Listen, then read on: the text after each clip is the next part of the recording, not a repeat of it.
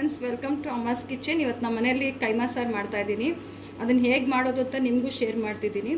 So ಇಲ್ಲಿ ಈರುಳ್ಳಿ, ಬೆಳ್ಳುಳ್ಳಿ, ಶುಂಠಿ, ಟೊಮೆಟೊ, ಕೊತ್ತಂಬರಿ, ಹಸಿರು ಮೆಣಸಿನ್ಕಾಯಿ ಇಷ್ಟನ್ನು ಹುರಿದ್ಬಿಟ್ಟು ರುಬ್ಕೋಬೇಕು. ಇದ್ರ ಜೊತೆಲಿ ತೆಂಗಿನಕಾಯಿ, ಸ್ವಲ್ಪ ಕಾಳು ಮೆಣಸು, ಚಕ್ಕೆ, ಲವಂಗ, ಏಲಕ್ಕಿ ಮತ್ತು ಸೋಂಪು, ಜೀರಿಗೆ, ಗೋಡಂಬಿನೂ ಮಿಕ್ಸ್ ಮಾಡ್ಕೊಂಡು ರುಬ್ಕೋಬೇಕು. ಈಗ ಹೇಗೆ ಹುರಿದು ನಾನು ಮಾಡ್ತಿದ್ದೀನಿ ಅಂತ ತೋರಿಸ್ಕೊಡ್ತೀನಿ ನೋಡಿ ಫ್ರೆಂಡ್ಸ್. ಚಕ್ಕೆ, ಲವಂಗ, ಏಲಕ್ಕಿ ನಾನು ಆಗಲೇ ತೋರಿಸಿರೋಂಥ ಮಸಾಲೆ ಹಾಕ್ತಾಯಿದ್ದೀನಿ ಫಸ್ಟು. ಇದ್ರ ಜೊತೆಲೇ ಒಂದು ಈರುಳ್ಳಿ, ಕಟ್ ಮಾಡಿರೋದು ಈರುಳ್ಳಿ, ಒಂದು ಇಡಿ ಆಗೋಷ್ಟು ಬೆಳ್ಳುಳ್ಳಿ, ಒಂದು ಸ್ವಲ್ಪ ಶುಂಠಿ ಸ್ವಲ್ಪ ಕಡಿಮೆನೇ ಹಾಕಬೇಕು, ಒಂದು ದೊಡ್ಡ ಟೊಮೊಟೊ, ಒಂದು 4 ಹಸಿಮೆಣಸಿನ್ಕಾಯಿ,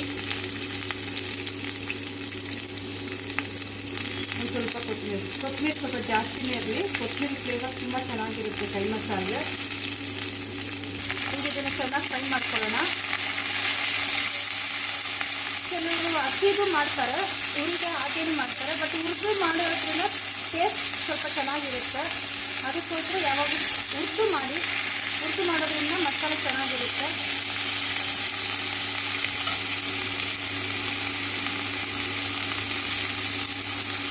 ಒಂದು 1/4 ಚಮಚ ಆಗೋಷ್ಟು ಮೆಣಸು ಹಾಕ್ತಾಯಿದ್ದೀನಿ. ಅದು ಹುರಿದಿರೋದು ಆರೋಷ್ಟರಲ್ಲಿ ನಾವು ಈ ಕೊಬ್ಬರಿನೂ ಈ ಗೋಡಂಬಿನ ರುಬ್ಕೊಳ್ಳೋಣ.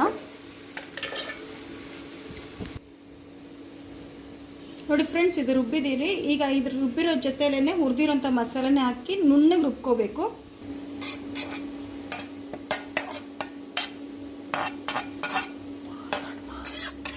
ಸೊ ಇದನ್ನು ಇದ್ರ ಜೊತೆಲಿ ಹಾಕ್ಕೊಂಡು ಈಗ ನುಣ್ಣಗೆ ರುಬ್ಕೊಳ್ತಿದ್ದೀನಿ. ನೈಸಾಗಿ ರುಬ್ಕೋಬೇಕು, ಆವಾಗಲೇ ಸಾರು ಚೆನ್ನಾಗಿರೋದು. ನೋಡಿ ಫ್ರೆಂಡ್ಸ್, ಈ ರುಬ್ಬಿರೋ ಮಸಾಲೆಗೇನೆ ಈಗ ನಾನು ಅಚ್ಕಾರದ ಪುಡಿ ಹಾಕ್ತಾಯಿದ್ದೀನಿ. ನಿಮ್ಮ ಖಾರಕ್ಕೆ ಎಷ್ಟು ಬೇಕೋ ಅಷ್ಟು ಅಚ್ಕಾರದ ಪುಡಿ ಹಾಕ್ಕೊಳ್ಳಿ. ನಾನು ಸ್ವಲ್ಪ ಖಾರ ಕಡಿಮೆ ತಿನ್ನೋದ್ರಿಂದ ಕಡಿಮೆ ಹಾಕ್ತಿದ್ದೀನಿ. 3/4 ಚಮಚ ಅಚ್ಕಾರದ ಪುಡಿ, 1.5 ಚಮಚ ಧನಿಯಾ ಪುಡಿ ಹಾಕ್ತಾಯಿದ್ದೀನಿ. ಅದ್ರ ಜೊತೆಗೆ ಒಂದು ಸ್ವಲ್ಪ ಅರಿಶಿಣದ ಪುಡಿ ಹಾಕ್ತಾಯಿದ್ದೀನಿ, ಒಂದು ಸ್ವಲ್ಪ ಅರಿಶಿನ ಪುಡಿ. ಇದನ್ನು ಹಾಕ್ಕೊಂಡು ಚೆನ್ನಾಗಿ ರುಬ್ಕೊಳ್ತೀನಿ ಮತ್ತೆ ಇನ್ನೊಂದು ಸರಿ. ಈಗ ಈ ಹುರ್ಗಡ್ಲೆ ಮತ್ತು ಒಂದು 4 ಮೆಣಸು, ಒಂದು ಸ್ವಲ್ಪ ಉಪ್ಪನ್ನು ಹಾಕಿ ಪುಡಿ ಮಾಡ್ಕೊಳ್ಳೋಣ. ಇದು ಹಚ್ಕೊಳ್ಳೋಣ. ಹಚ್ಕೊಂಡು ಒಂದು ಪಾತ್ರೆ, ಈ ರೀತಿ ಅಗಲವಾಗಿರೋ ಪಾತ್ರೆ ಇಟ್ಕೊಳ್ಳಿ. ಆವಾಗಲೇ ಕೈಮಾ ಹೊಡ್ಕೊಳ್ಳೋದಿಲ್ಲ. ಈಗ ಎಣ್ಣೆ ಬಿಸಿಯಾಗಿದೆ. ಈ ಬಿಸಿಯಾಗಿರೋ ಎಣ್ಣೆಗೆ ಸ್ವಲ್ಪ ಈರುಳ್ಳಿ ಹಾಕ್ಕೊಳ್ಳೋಣ. ಇದು ನಮ್ಮ ತಾಯಿಯವ್ರು ಮಾಡ್ತಾ ಇದ್ದಂಥ ರೆಸಿಪಿ, ತುಂಬ ಚೆನ್ನಾಗಿರುತ್ತೆ. ತುಂಬ ಜನ ಹೇಳ್ತಾರೆ ಕೈಮಾ ಹೊಡ್ಕೊಳ್ಳುತ್ತೆ ಹಾಗೆ ಹೇಗೆ ಅಂತ. ಬಟ್ ಈ ರೀತಿ ಮಾಡಿದ್ರೆ ಕೈಮಾ ಏನು ಹೊಡ್ಕೊಳ್ಳೋದಿಲ್ಲ. ನೋಡಿ, ಈರುಳ್ಳಿ, ಸ್ವಲ್ಪ ಕರಿಬೇವಿನ ಸೊಪ್ಪು ಚೆನ್ನಾಗಿ ಫ್ರೈ ಮಾಡ್ಕೊಳ್ಳೋಣ.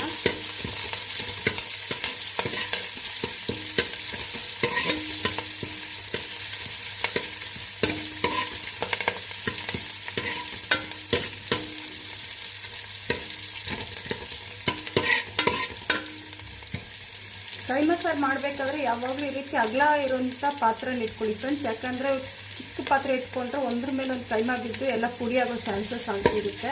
ಈ ರೀತಿ ಅಗಲ ಪಾತ್ರೆ ಇಟ್ಕೊಂಡ್ರೆ ಕೈಮಾ ಏನು ಹೊಡ್ಕೊಳ್ಳೋದಿಲ್ಲ. ಈ ಮಸಾಲೆನ 3/4 ಭಾಗ ಮಸಾಲೆನ ಹಾಕಬೇಕು, ಇನ್ನು 1/4 ಭಾಗ ಹಾಗೆ ಇಟ್ಕೋಬೇಕು. ಸೊ ಈಗ ನಾನು 3/4 ಭಾಗ ಮಸಾಲೆನ ಇದ್ರಿಗೆ ಹಾಕ್ತಾಯಿದ್ದೀನಿ.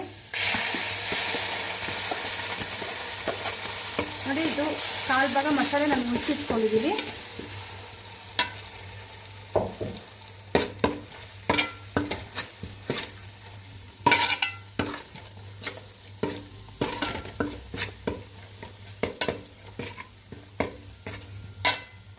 ಸೊ ಈಗ ನೀರು ಹಾಕ್ಕೊಳ್ಳೋಣ. ನಿಮ್ಮ ಕನ್ಸಿಸ್ಟೆನ್ಸಿ ಎಷ್ಟು ಬೇಕೋ ಅಷ್ಟು ನೀರು ಹಾಕ್ಕೋಬೇಕು. ತೆಂಗಿನಕಾಯಿ ಮತ್ತು ಗೋಡಂಬಿ ಹಾಕಿರೋದ್ರಿಂದ ಸ್ವಲ್ಪ ಥಿಕ್ನೆಸ್ ಬರುತ್ತೆ ಸಾಂಬಾರು. ಸೊ ನೋಡಿ ಹಾಕ್ಕೊಳ್ಳಿ, ನಿಮ್ಗೆ ಎಷ್ಟು ಬೇಕೋ ಅಷ್ಟು.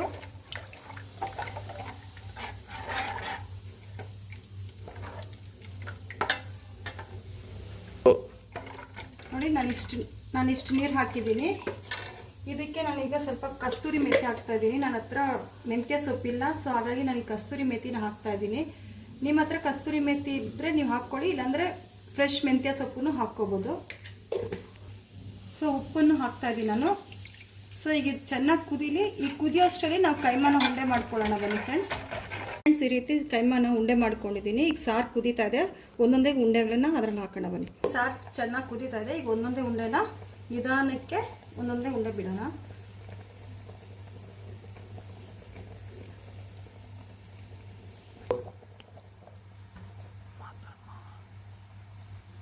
ನೋಡಿ ಈ ರೀತಿ ಎಲ್ಲ ಕೈಮಾನು ಹಾಕಬೇಕು. ಆದರೆ ಹಾಕಿದ ತಕ್ಷಣ ಸೌಟ್ ಹಾಕಿ ಏನು ತಿರ್ಸೋದೇನು ಬೇಡ, ಹೀಗೆ ಬಿಟ್ಬಿಡಿ ಒಂದು 5 ನಿಮಿಷ, ಆಮೇಲೆ ನಿಧಾನಕ್ಕೆ ತಿರುಗಿಸ್ಬೇಕು. ನೋಡಿ ಫ್ರೆಂಡ್ಸ್, ಚೆನ್ನಾಗಿ ಕುದೀತಾ ಇದೆ. ಈಗ ನಾನು ತಿರುಗ್ತಾ ಇದ್ದೀನಿ. ನೋಡಿ ಒಂದು ಉಂಡೆ ಕೂಡ ಬಿಟ್ಕೊಳ್ಳಿಲ್ಲ. ನೋಡಿ ಎಷ್ಟು ಪರ್ಫೆಕ್ಟಾಗಿ ಆಗಿದೆ ಅಂತ. ಒಂದು ಎಲ್ಲಿನೂ ಅಷ್ಟೇ ಓಪನ್ ಬಿಟ್ಕೊಳ್ಳಿಲ್ಲ, ಕರೆಕ್ಟಾಗಿದೆ. ಸೊ ನಾನು ಹೇಳಿರೋ ಅಂಥ ಮೆಥಡಲ್ಲಿ ಮಾಡಿದ್ರೆ ಕೈಮಾ ಒಡ್ಕೊಳ್ಳೋದಿಲ್ಲ, ಹಾಗೇ ಇರುತ್ತೆ. ಏನಂದರೆ ನಾವು ಹಾಕಿದ ತಕ್ಷಣ ತಿರುಗಬಾರ್ದು, ಒಂದು 5 ನಿಮಿಷ ಅದನ್ನು ಹಾಗೆ ಬಿಟ್ಬಿಟ್ರೆ ಅದು ಚೆನ್ನಾಗಿ ಇಟ್ಕೊಳ್ಳುತ್ತೆ. ಮತ್ತು ಇನ್ನೊಂದಂದರೆ ಈ ರೀತಿ ಅಗಲವಾಗಿರೋ ಪಾತ್ರೆನಲ್ಲೇ ನೀವು ಸಾರು ಮಾಡಿ. ಆವಾಗಲೇ ಕೈಮಾ ಸಾರು ಮಾಡಿದ್ರೆ ಈ ಥರ ಅಗಲವಾಗಿರೋ ಪಾತ್ರೆನಲ್ಲಿ ಮಾಡಿದ್ರೆ ನಮಗೆ ಸ್ಪೇಸ್ ಇರುತ್ತೆ, ಚೆನ್ನಾಗಿ ಬೇಯುತ್ತೆ ಮತ್ತು ಒಡ್ಕೊಳ್ಳೋದಿಲ್ಲ ಒಂದ್ರ ಮೇಲೆ ಒಂದು ಬಿದ್ದು. ಸೊ ನೋಡಿ ಎಷ್ಟು ಚೆನ್ನಾಗಿ ಬಂದಿದೆ, ಎಲ್ಲೂ ಕೈಮಾ ಒಡ್ಕೊಳ್ಳಿಲ್ಲ. ಸೊ ಇನ್ನೊಂಚೂರು ಬೇಯಬೇಕು. ಇದು ಬೆಂದ ಮೇಲೆ ಸರ್ವ್ ಮಾಡೋಣ.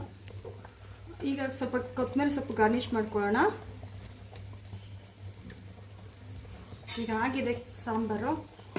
ಸೊ ಕೈಮಾ ಸಾರು ಅಂತೂ ರೆಡಿಯಾಗಿದೆ. ಬನ್ನಿ ಈಗ ಸರ್ವಿಂಗ್ ಪ್ಲೇಟ್ ತಗೊಳ್ಳೋಣ. ನೋಡಿ ಫ್ರೆಂಡ್ಸ್, ಕೈಮಾ ಸಾರು ರೆಡಿಯಾಗಿದೆ. ಸೂಪರಾಗಿದೆ ಕೈಮಾ ಸಾರು. ನಿಮ್ಮನೇಲಿ ಒಂದ್ಸರಿ ಟ್ರೈ ಮಾಡಿ ನೋಡಿ. ನನ್ನ ವಿಡಿಯೋನ ಲೈಕ್ ಮಾಡಿ, ಶೇರ್ ಮಾಡಿ ದಯವಿಟ್ಟು please. Thank you. Subscribe for more videos.